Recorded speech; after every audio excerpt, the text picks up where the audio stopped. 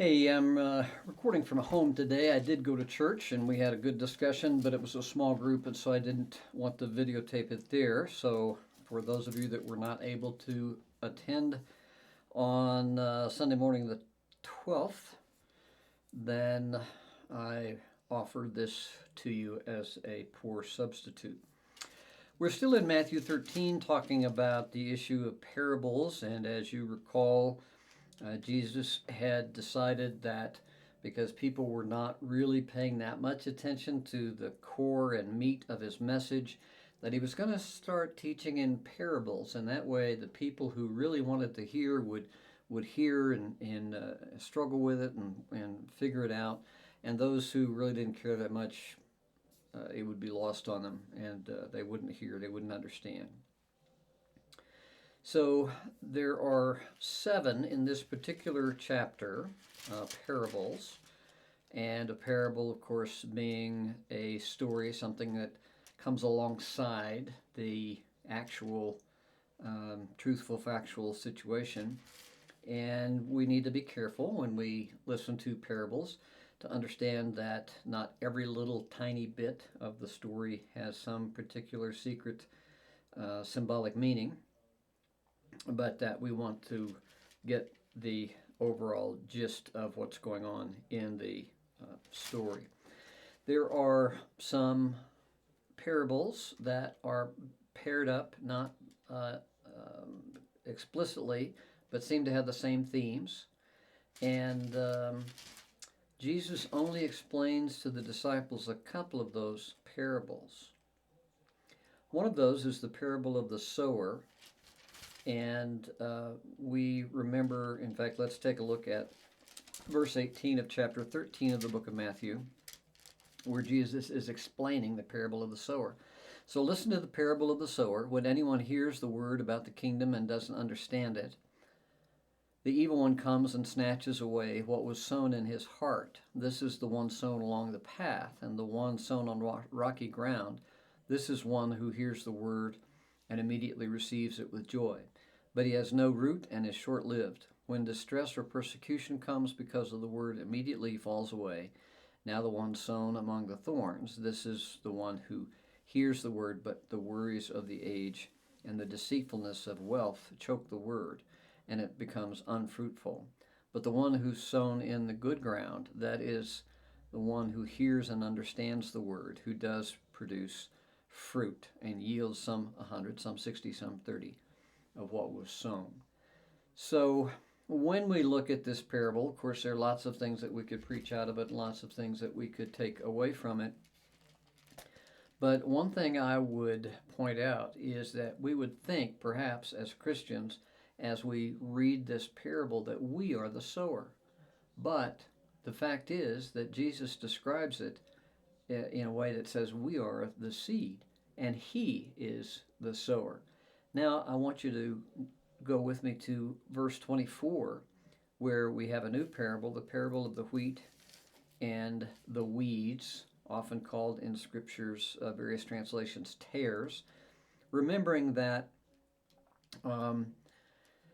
the tare that's referred to in this scripture, a weed, looks very much like the wheat seed, so you wouldn't be able to tell one from the other. And then when it begins to grow, it looks very similar. It's only when it nears harvest time that you begin to see the difference between the wheat and the tares. So here's his rendition of this parable. He presented another parable to them.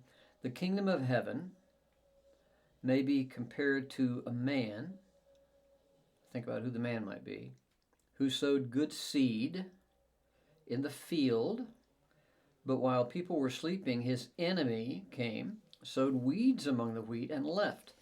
When the plants sprouted and produced grain, then the weeds also appeared. The landowner's servants, who might that be, came to him and said, Master, didn't you sow good seed in your field? And where did the weeds come from? An enemy did this, he told them. So do you want us to go and pull them up? The servants asked. No. When you pull up the weeds, you might also uproot the wheat with them. Let both grow together until the harvest. At harvest time, I'll tell the reapers, gather the weeds first and tie them in bundles to burn, but collect the wheat in my barn. Now, hopefully, you've given a little bit of thought as to what these meanings might be. Who's the man? Who's the sower? Who's the field? Who's the reapers? Who are the servants? Etc. Etc. Well, again, this is one where if we go down to verse 36, we hear the disciples saying, "Explain to us the parable of the weeds in the field." And he replied, "The one who sows the good seed is the Son of Man." Again, we might have thought in this story that the planter of the seed and the sower of the seed would be we who are Christians, because we are compelled to tell. We're supposed to be sharing the good news, presenting the gospel to people, having conversations about eternity. And so many of us, when we have an evangelical background, which really implies from the term that we're evangelistic, we're telling our story, we're sharing the gospel, we're what we call witnessing all of the time. And sometimes that can seem very legalistic and very burdensome and very guilt inducing because we're not yielding 100 or 60 or 30. So we would naturally, when we hear the story about the sower in the field, we think, well, we're the sower because we're sowing the seed. And when we see about the wheat and the tares, well, we're the sower of the wheat. But listen to this. The one who sows the good seed is the Son of Man, Jesus explains.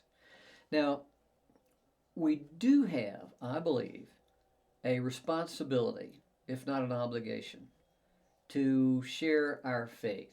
In fact, throughout the New Testament, we have the Great Commission, go ye therefore. We have the statement that make sure and be ready to answer for those who see the hope in you and say, what is it you've got that I don't have? And so there are lots of indications that we should be in a position to be ready to share our faith.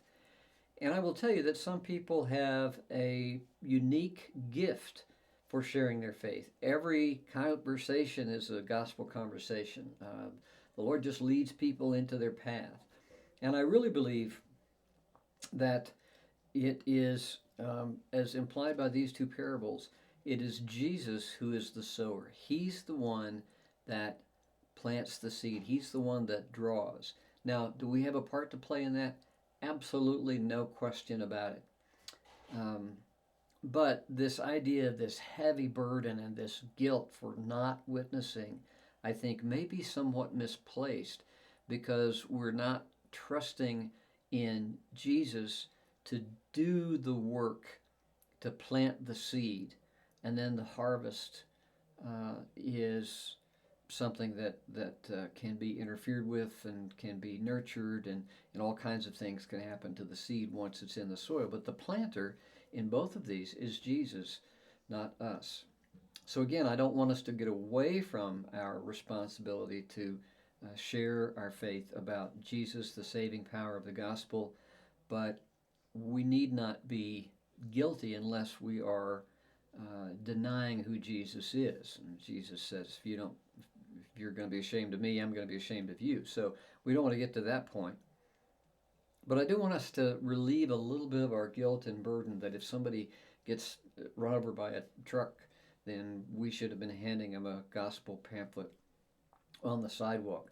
There is an urgency, no question about it, about people who simply do not realize the brevity of their time. None of us is guaranteed another breath. None of us is guaranteed a safe trip to the grocery store.